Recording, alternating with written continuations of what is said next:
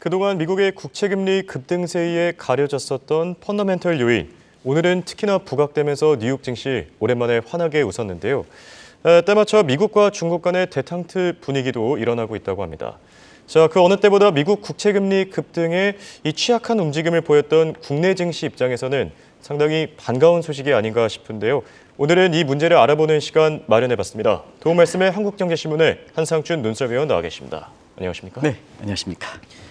자, 모처럼 세계 경제 양대국인 미국과 중국에서 나란히 좋은 소식들 들리고 있습니다. 미국 국채금리에 주눌렸던 증시도 꽤나 좋은 반응 보이지 않았습니까? 네, 오늘은 국제적으로 굉장히 이렇게 주목을 끌었던 용어가 뭔지 아십니까? 어떤 용어일까요? 그 JP모건의 다이먼 회장이 예측을 하는데 나도 모르겠다. 예측하는 사람이 나도 모르겠다 하면 말끝마다 나도 모르겠다 이렇게 하는데요. 예측을 하지 말아야죠. 또 한 가지는 오늘 JP모건 다이먼 회장이 페드의 예측이 100% 틀렸다. 그렇죠. 근데 본인은 어땠느냐? JP모건의 다이먼 회장은 비트코인이 someday, sometime zero. 어느 날 갑자기 비트코인이 제로로 간다. 근데 지금 비트코인이 우리 김채연 이렇게 앵커가 보여주시겠습니다는 3만 달러가 웃돌고 있는 이런 상태거든요. 그래서 정말 빠르게 치솟더라고요. 그렇죠. 정말 빠르게 치솟기 때문에 그만큼 이제 누가 예측을 많이 했냐 틀렸나 보다는 지금 예측하기가 상당히 힘든 시점이다 이렇게 볼 때 있습니다. 그래서 예측하기가 상당히 힘드니까 오늘 펀더멘탈리 기업들의 실적이 좋게 나오고 그다음에 내일 모레 있을 3분기 성장률이 당초보다는 상당히 좋게 나오기 때문에 모난자 이펙트, 미국 월가에서는 모난자 이펙트, 한국 용어로는 횡재 효과까지 이렇게 나왔다 이렇게 보시면 되겠습니다. 그리고 또 한 가지는 미중 간에 오랜만에 데탕트 분위기가 있죠. 지금 비트코인이 우리가 김재현 PD께서 보여주시겠습니다는 33,587달러. 얼마 전까지만 해도 28,000이었거든요. 그렇죠. 27,000달러, 27,000. 한때는 뭐 이게 65,000달러, 제 기억으로는 2011년 11월 8일인가요? 65,000달러 가다가 51만 달러 간다, 31만 달러 간다. 이렇게 사실 지금은 요새 등장하지 않는 사람이 했죠. 아크 인베스트먼트에 캐시우드가 요새 등장하지 않고 있는데 예측이 많이 틀렸죠. 어찌됐든 지금 또 하나의 뉴스는 이렇게 오늘 미국 증시에서 이렇게 올라간 데는 역시 경제 패권을 다투는 미중 간의 오랜만에 데탕트 분위기가 이렇게 형성해서 그렇다 이렇게 보겠습니다. 전체로 투자 심리를 개선하는 데 일조를 했다 이렇게 보시면 되는데요. 아시겠습니다는 지금은 지오폴리티컬 시대에서 지오 에코노믹 시대로 바뀌었다. 그래서 경제 안보는 분리할 수 없고 분리할 수 없기 때문에 뭐든지 패권 다툼은 경제 안보를 같이 연계한다 하는 것이 지오 이코노믹이라는 새로운 용어를 잘 아실 거라고 생각합니다. 근데 대립만 했던 미국과 이렇게 중국이 사실 다음 달에 인도네시아에서 G20 정상회담이 열리는데요. 시진핑과 그다음에 바이든 대통령의 정상회담이 대면으로 정상회담이 코로나19 이 회담에서 그랬었거든요. 또 이번에도 좀 대립만 하지 말고 서로가 사실 그 정상회담이 열려야 되는 게 아니냐 하는 이런 각도에서 왕이 중국의 외교부장이 미국을 방문했습니다. 그래서 사실 관련돼 있는 뭐 블링컨이라든가를 만나고 있는데요. 역시 사전에 실무 작업 아니냐. 그럼 월가에서 보면은 과거에 이렇게 인도네시아 이렇게 G20 이번에 열립니다는 G20 정상회담에서 미중 간 정상회담이 열렸으니까 이번에 열리는 게 아니냐 하는 그런 측면에서 다양한 이슈를 다루지 않겠느냐. 지금의 이스라엘이라든가 팔레스타인 문제라든가 우크라이나 러시아 문제 그리고 지금 오늘 새벽까지 이렇게 되면 심정지설에서 푸틴이 결국 이렇게 이건 설이 아닌 것 같습니다. 그래서 지금 군부에 의해서 축출설이 나돌고 있는 푸틴이 사회주의 맹주로서 없어졌을 때는 사실은 사회주의 맹주로서 시진핑의 역할이 더 커지게 되는 거거든요. 근데 항상 세계적으로 절대 군주만 있으면 본인의 희망이 본인의 이렇게 존재가 부각되지 않는 겁니다. 그래서 서로 핑퐁해서 상대방과 핑퐁 대립과 협력을 하는 가에서 본인의 위치가 올라가는 거거든요.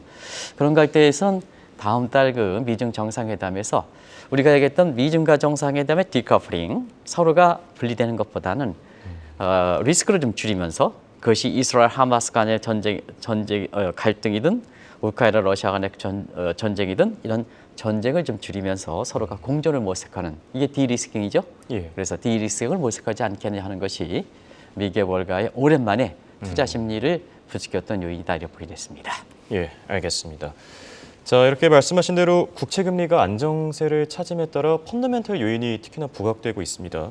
자, 오늘 장에서는 어떤 부분이 좀 눈에 띄었습니까? 네, 오늘 이제 어제 우리가 채권의 작용단 얘기했고, 예. 그다음에 채권에 대해서 공매도의 그 청산 세력 간의 팽팽 맞선 이런 것들 역사적 의미에서 한번 말씀을 드렸습니다. 예. 오늘 국채금리가 어제에 이어서 4.8% 10년물 이렇게 안정세를 보였죠. 아시겠지만 4.8의 의미는 굉장히 큰 게 있습니다. 역사적으로 보면 10년물 손익분기점이 예. 어느 것일까 했을 때는 장기 인플레 기대 수익률의 2배 정도다. 그러면 9월에 점도표에서 나오는 이렇게 장기 인플레이율이 지금 2.45%니까 예. 시청자 여러분 2배를 곱하면 4.7에서 5.1, 지금 4.8이 정확히 떨어지는 거죠. 그래서 향후에 미국의 국채금리를 보는 시각이 상당히 다른 거다. 서로 다르다고 팽팽히 맞섰다는 것은 이 국채금리가 이렇게 정점에 온 게 아니냐. 그래서 어제 오늘 미국의 국채금리가 10년물이 정체되다 보니까 결국 그동안 가려웠던 게 나오는 거죠. 예. 자, 지난 그 9월 이후서부터는 미국의 국채금리가 굉장히 빠르게 올라가는 상태에서 또 길게 보면 올해 하반기 그리고 5월 이후서부터 기준금리는 0.5%포인트의 인상에 그쳤습니다는 미국의 10년물 국채금리는 3배가 되는 140bp 파월의 스쿼트 현상이 나왔으니까 이런 과정에서 보면 미국의 국채금리 급등이라는 악재에 의해서 가려졌던 요인들이 많죠. 예. 근데 이게 안정이 되니까 가려웠던 부분이 드러나는 거죠.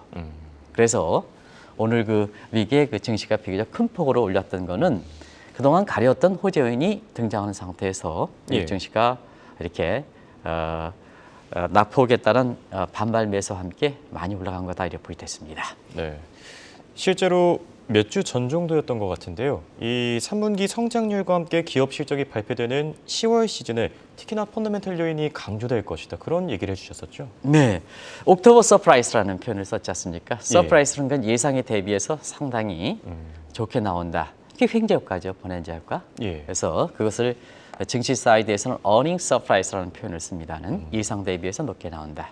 근데 10월 달에 왜 옥토버 서프라이즈라는 표현을 썼을까 하는 측면에서는 10월 말에 이제 이틀 후에 이제 다가왔습니다는 3분기 성장률 소포치가 나오고 그다음에 이달 초서부터 다소 일정이 좀 늦어지긴 하고 있습니다. 3분기 기업들 실적이 발표되고 있죠. 오늘 뭐 증시 보면 이렇게 이 방송을 위해서 애써주시는 이제 신인기 특파원이라고 있습니다. 뉴욕에 와서 방송을 위해서 한 번도 쉬지 않고 지금 방송이 이렇게 되는데요. 예. 아마 실적 갖고 말씀하실 거로 이렇게 알고 있는데요. 기업들 실적이 상당히 좋게 나오고 있죠. 예. 지금까지 보면 S&P의 구성 기업들 중에 한 23%, 오늘까지 25% 정도 발표되고 있는데요. 우리가 예상은 이렇게 했습니다. 이전 분기와 달리 예상도 높다. 예. 1년 만에 예상도 높다. 근데 실적은 예상을 더 뛰어넘을 것이다. 그렇죠. 하는 예상을 좀 말씀드렸습니다. 고스란히 그렇게 전개되고 있습니다. 예상이 낮게 된 상태에서 실적이 높게 한 게 아니라 이전 분기와 달리 예상도 높게 나오고 그 예상이 높게 나온 것을 뛰어넘는다. 그러니까 증시 입장에서는 굉장히 호재가 되는 거죠. 예. 그래서 지금까지 23%, 오늘까지 25% 발표되고 있는데요. 지금 김천 패드께서 미국 증시를 주도하고 있는 M7 종목, 비테크 업종들이죠. 매그니피센스 7 업종들의 지금 오늘 주가 상승폭으로 나오고 있는데요. 오늘 시간에서 마이크로소프트라든가 이런 실적들이 발표되고 있죠. 이렇게 되는데요. 결과적으로 보면 예상도 좋고 실적도 예상을 뛰어넘는 게 지금 77%에 달하고 있습니다. 종전의 어닝 서프라이즈는 좀 다릅니다. 종전에는 어닝 서프라이즈는 예상치가 낮고 실적치가 그 뛰어넘었을 때의 어닝 서프라이즈거든요. 예. 근데 이번에 3분기는 예상치도 높고 실적치는 그보다 더 뛰어넘는다. 이 bonanza죠. 예. 네, 그래서 지금 상태에서 이렇게 주가가 오늘 반등하는 모습을 보였다 이렇게 됐습니다. 그리고 이틀 후에도 지금 GDP 성장률에 대해서 굉장히 많이 이렇게 예상들이 좀 나오고 있는데요. 그 대목도 오늘 마켓워치에서는 3분기 성장률의 bonanza라는 표현을 썼습니다. bonanza를 투자 심리를 개선시키는 거다, 개선시켰다 이렇게 됐습니다. 예. 자, 지금 말씀해주신 bonanza라는 단어 사실 아무데나 쉽게 쓰는 단어는 아니거든요. 네, 그렇습니다. 그만큼 이 3분기 성장률이 높게 나올 것으로 예상된다. 이렇게 봐도 되겠습니까? 네, 우리도 최소 4% 이상 나온다. 근데 5% 가능하다 하는 말씀을 누누이 말씀드렸습니다. 그런 과정에서 미국 경제의 이렇게 최근의 그 특징을 보면 우리가 한 3개월 전인가요? 이런 방송을 해서 중국 증시 투자하시는 분한테 상당히 좀 이렇게 좀 많이 좀 문매를 당했는데요. 미국 경제는 뭐도 해도 괜찮다. 그렇죠. 중국은 뭐도 해도 안 됐다. 오죽 했으면 시진핑이 중국 인민은행을 방문하겠습니까? 체제와 관계없이 중앙은행이 최고 통수권자가 방문한 건물입니다. 바이든 대통령이 미국의 페드를 방문하지 않습니다. 우리나라의 대통령이 한국의 중앙은행을 방문하지 않습니다. 이거는 체제와 관계없이 그렇습니다. 많은 오해를 되는데 오죽하면 시진핑이 중국의 인민은행을 방문하겠습니까? 세계적으로 큰 뉴스가 되는 것은 일전에 이 대목을 좀 주목하실 필요가 있다. 중국이 이것도 저것도 안 되니까 금융감독 당국을 전부 감독원을 지배하고 있다 하는 얘기를 우리가 집중 진단한 적도 있습니다. 기억나실지 모르겠습니다는. 그게 가장 상징적이 뭐냐? 시진핑이 중국의 인민은행을 방문하는 거죠. 그럼 뭐가 오겠습니까? 중앙은행의 독립성이라든가 그다음에 중립성이 보장되겠습니까? 그런 국면이거든요. 그런 과정에서 중국 경제가 뭐든 해도 안 된다 하는 그 내용인데요. 미국 경제 좋죠. 우리가 보면 작년 3분기 이후에 2% 성장해서 노랜딩이다. 노랜딩은 뭘까? 비즈니스 사이클에서 경기 순환의 4국면, 회복에서 성장, 침체, 불황 이 4국면이 나타나지 않는다는 얘기입니다. 4국면이 나타나지 않으니까 저점과 정점도 의미가 없다는 얘기입니다. 이게 이제 미국 경제에서 노랜딩이라는 이러한 상황이거든요. 자막을 뒤로 다시 돌려주시기 바랍니다. 그런 과정에서 미국이 이제 보통 경기 회복의 다음은 2분기 연속 이렇게 성장률이 플러스가 되면 회복이고 마이너스 되면 침체다 이렇게 판명하거든요. 미국에서 보면 공식적으로 경기를 판단하는 게 전미경제연구소 NBR입니다. 근데 아직까지 판단을 요구하고 있습니다. 이게 뉴노멀 미국의 경제 성장이다 이렇게 됐습니다. 자, 자막을 돌려서 3분기 성장률이 이틀 앞으로 다가왔습니다. 성장률 한번 예상치 내오는 걸 가장 의미가 있는 것을 중심으로 해서 말씀드리겠습니다. 일단 월가의 각종 글로벌 인베스트 뱅크의 이코노미스트의 전체적인 컨센서스는 지금 4.7%로 굉장히 높게 나오죠. 그렇죠. S&P의 글로벌 이 파트에서는 5.6%를 보고 있습니다. 자, 애틀란티의 GDP 나우 맨 처음에 5.9% 봤습니다. 근데 이게 가지고 있었으면 괜찮았는데요. 수정했죠. 3.5% 수정했습니다. 근데 이제 지금 3분기 끝나고 이틀 후에 발표되는 3분기 소표치 전에 수정했습니다. 어디까지? 5.4%. 소표치 의미는 없는 거죠, 이게. 그래서 어찌됐든 전부 뭐냐? 4%, 5% 이렇게 되는데요. 자, 3분기에 미국의 성장률이 왜 그랬을까? 똑같이 한국경제TV에서 진단을 내고가 똑같습니다. 엔데믹이 올해 5월 1일 공식적으로 끝났습니다. 3년 만에 엔데믹에 따른 보상 소비, 그 여름 휴가철 많이 갔습니다.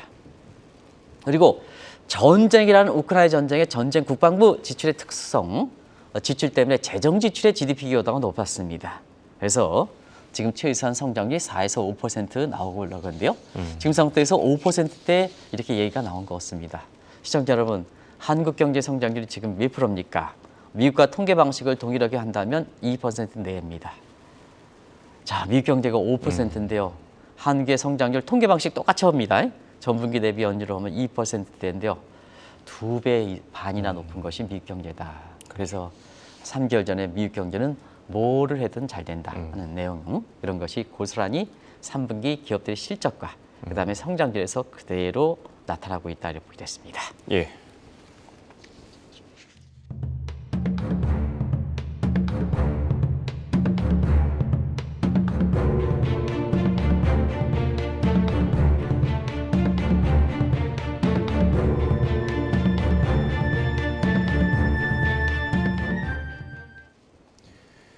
트럼프의 지지도가 떨어지고 있는 바이든 대통령이 지금 3분기 성장률에 설렌다는 그런 얘기도 있습니다. 취임할 때만 하더라도 미국 경제 상황 상당히 녹록치 않았는데요. 최근 들어 분위기가 많이 달라진 것 같습니다. 네, 3분기 성장이 이렇게 높게 나오면 바이든 대통령이 웃으시겠죠. 대선을 앞두고 트럼프의 지지도가 떨어지는데 그렇죠. 지금 미국 경제가 이렇게 어려운 게 뭘까 하는 것을 2개월 한 반 전으로 되돌아가겠습니다. 시청자 여러분 한번 그때 의회 점령 사건이 있었습니다. 예. 시장 붕괴도 됐습니다. 바이든 정부 출범 직전에 민주주의의 상징했던 미 의회가 트럼프 퀴즈에서 점령당하는 사태가 있었습니다. 미국이 죽었다. 민주주의가 죽었고 시장 경제가 죽었고 자본주의가 붕괴됐다. 그런 표현입니다. 그때 당시에 너무 이렇게 미국에서 보면 너무 미국 사회가 갈기갈기 찢어지다 보니까 남북 분전에 링컨과 경기가 어려울 때 1930년 같은 대공황과 같은 이런 쪽에 바이든의 역할이 필요했지 않느냐. 트럼프 저주 때문에. 예. 실제로 미국 경제 보면 아시겠습니다는 K장 구조에서 중산층이 무너졌죠. 코로나 때문에 돈은 많이 풀려서 자산의 붕괴가 우려됐죠. 거기 상태에서 통합이 잘 안 되는 이런 문제에서 그리고 대외적으로 보면 중국과의 그 경제 패권 마찰에서도 자 바이든 대통령이 연임한다면 2027년에 중국이 출할 것이다. 누가? 골드만삭스가 봤습니다. 예. 근데 지금 중국과의 그 마찰에서 30년 동안 중국이 오히려 거꾸로 뒤졌죠. 골드만삭스 이 책도 대단히 틀린 겁니다, 이게. 그렇죠. 근데 지금 3분기 성장률이 이렇게 나올 경우에는 자막을 좀 돌려주시기 바랍니다. 3분기 성장률이 이렇게 나올 때는 5% 나올 때는 지금 대선에서 이렇게 하는 지지도가 이게 바이든보다 앞서고 있는 여기에 대해서 트럼프에 대해서 할 얘기가 많죠. 성장률이 5%지 않느냐. 그죠? 예. 할 얘기가 많죠. 그리고 성장률이 5% 나오면 중국은 통계 방식이 다르긴 하지만 전년 동기가 4.9%가 나왔거든요. 그럼 미국식 통계 방식으로 같이 이렇게 보면 중국의 성장률이 약 3.8% 나옵니다. 통계 방식을 동일했을 때 예. 중국의 공식 통계는 전년 동기비 4.9%지만 통계 방식이 동일했을 때는 3.8% 정도 나옵니다. 그러다 보니까 바이든 대통령 입장에서는 3분기 성장률 넣어봐, 5% 나와, 트럼프 제치고 그다음에 시진핑이 제치고 얼마나 좋습니까? 그래서 그렇죠. 굉장히 설레인다 이렇게 보겠습니다. 증시 올라간 만큼 설레는 것 같습니다. 예. 그런데 그런 게 나오게 되겠습니다. 예, 알겠습니다. 자, 그리고 바이든 대통령이 이렇게 경제를 잘 이끌어갈 수 있었던 이유, 누구 공인가 생각을 해봤는데요. 아무래도 경제 컨트롤 타워로 꼽히는 인물이죠. 제닛 옐런 아니겠습니까? 네, 가장 중요한 국민들이죠. 국민들이 잘해서 그렇게 되는 거죠. 그게 맞죠. 근데 이제 그 리드를 하는 사람이 누굴 것이냐 하는 측면에서는 경제 정책을 이끌고 있는 사람이 국민의 신망을 얻는 사람, 다양한 경륜이 필요한 사람, 예. 이것이 이제 미국 경제를 이끌었다 이렇게 됐습니다. 그게 바로 지금의 미국의 바이든 정부의 실질적인 경제 컨트롤 타워이 제닛 앨런이라는 분이거든요. 제닛 앨런은 뭐 공부도 많이 했을 뿐만 아니라 통화정책에서 통화정책 부의장, 그다음에 여성으로 첫 페드 의장도 했고, 그다음에 재정정책에 하는 재무장관도 했습니다. 이분만큼 경륜이 풍부한 사람이 없는 겁니다. 그런 과정에서 이분이 주도했던 예일 거시경제 패러다임, 한번 이 대목이 재정명되고 있다는 것을 말씀을 드렸는데요. 예. 이게 버락 오바마 정부 때도 본인 자신이 페드의 부의장, 통화정책 부의장을 때 이 정책을 이끌었던 분이고요. 바이든 정부에서는 실질적 경제 컨트롤 타워에서 직접 액션 프레임, 그래서 구체화시키는 모습을 좀 보이고 있습니다. 이 내용은 좀 다들 아실 겁니다. 예. 그런데 요 예일 거시경제 패러다임이 될 때 미국 경제는 참 좋았습니다. 이게 1960년대 베트남 전쟁 특수가 있겠지만 케너디와 존슨의 경기 호황, 이때 사실 솔로 교수가 주도해 있었고요. 그다음에 1990년대 민주당 시절에도 사실 신경제 신화를 이뤘던 것이 예일 거시경제 패러다임이다 이렇게 보겠습니다. 자, 지금은 바이든 정부죠. 좀 초기 단계에 흐트렸지만 미국 경제가 그래도 지금 세계에서 가장 잘 나가지 않습니까? 그렇죠. 그런 과정에서 예일 거시경제 패러다임이 들어오면 잘 된다. 국민의 신뢰, 이런 것도 하나의 유포리아 내지는 bonanza 효과다 이렇게 보겠습니다. 네. 반면에 옐런과는 다르게 파월 의장의 입장은 상당히 곤란할 것 같은데요. 이 소위 이런 표현이 있죠. 쥐구멍에라도 숨고 싶다. 그러지 않겠습니까? 네, 오늘 JP 모건 다이먼 회장이 파월과 페드 예측은 100% 틀렸다. 본인도 많이 틀리긴 했지만. 네. 예. 근데 지금 3분기 성장률이 나오면 아마 쥐구멍에 들어가는 것이 페드랜과 파월이 아닌가 생각합니다. 그런 과정에서 오늘 JP 모건 다이먼 회장도 얘기했습니다는 제1선 목표가 중앙의 제1선 목표가 물가다. 예. 당신들이 지금 금리 인상에서 지금 난리법석을 피지만 초기 단계에서 통화정책은 통화정책 시차를 볼 때 1년이니까 1년 후의 것을 예측을 잘해서 미리 여기서 금리 타겟팅을 해야 되거든요. 이게 preemptive, 통화정책의 생명은 선제성입니다. 근데 2021년 똑같이 제이먼 회장도 우리가 얘기했던 것 똑같습니다. 2021년 4월 달에 5월 달에 발표했던 4월 소비자 물가가 2배 튀자 일시적이다. 그리고 느닷없이 평균 물가제를 도입해서 좀 지켜보겠다. 인플레 키운 거죠. 동일하게 다이먼 회장도 오늘 그런 얘기를 했지 않습니까? 예. 그러면 이제 경제성장률 발표되는데요. 경제성장률 가지고 보겠습니다. 자막 좀 쭉 한번 보여주시기 바랍니다. 올해 미국의 페드가 세계 중앙은행은 페드가 자국 경제입니다. 다른 단계의 자국 경제를 얼마나 예측을 틀렸는가? 왜 JP모건 다이먼 회장이 100% 틀렸는가? 이 얘기는 한번 보겠습니다. 자, 올해 성장률 작년 12월에 나왔습니다. 이때 올해 성장 0.5% 왔습니다. 분기별로 전망치가 나오죠. 3월달 수정 전망은 거꾸로 0.4% 둔화시켰습니다. 성장이 0.5에서 0.4% 둔화시켰습니다. 예. 근데 6월 전망에서는 어떠냐? 자, 최종적으로 3월 전망했던 0.4% 대비해서 2배 이상 끌어올린 1%로 봤습니다. 그렇죠. 2배가 아니라 2.5배가 되겠죠. 그다음에 그러면 3개월이 지난 9월 전망, 지난 이제 잉크도 말기 전에 9월 전망에서는 6월 전망치 1%거든요. 3개월이 지났습니다. 3개월, 불과 3개월이 지났습니다. 포브스 모델을 하는 이코노미스트가 거의 250명에 달합니다. 전부 아이비리그 출신들이 많습니다. 세계적으로 노벨 경제학에서 탈 수 있는 사람들입니다. 그 앉아 있습니다. 국민 세금 먹고 있습니다. 근데 6월 전망치 1%인데요. 9월에는 동일한 올해 성장 2.1%또 2배 이상 올렸습니다. JP모건의 100% 예측이 틀렸느냐? 안 나올 수가 없냐. 그러면 최종적으로 9월 전망에서 2.1%인데요. 지금 상태에 저것도 맞겠느냐 하는 측면에서는 1분기, 2분기, 상반기 성장률이 지금 2.2%입니다. 예. 그러면 3분기 성장률이 지금 5% 나오면 최소한 아무리 4분기에 1.5% 나온다 하더라도 지금 예상으로 나온다 하더라도 최소한 3% 이상 됩니다. 예. 올해 9월 달 전망은 12월 달까지 하면 몇 개 남았습니까? 3개월 남짓한 기간에 자, 그것도 세계적으로 석학들이 많이 있다는 페드의 경제 예측, 거시경제 예측 모델을 하는 포브스 팀들이 이렇게 되니까 JP모건 다이먼 회장이 100% 틀렸다 이런 얘기가 나온다 이렇게 볼 때 있습니다. 어쨌든 이만큼 미국 경제가 굉장히 건실하다 하는 것을 말씀드리겠습니다. 예, 알겠습니다.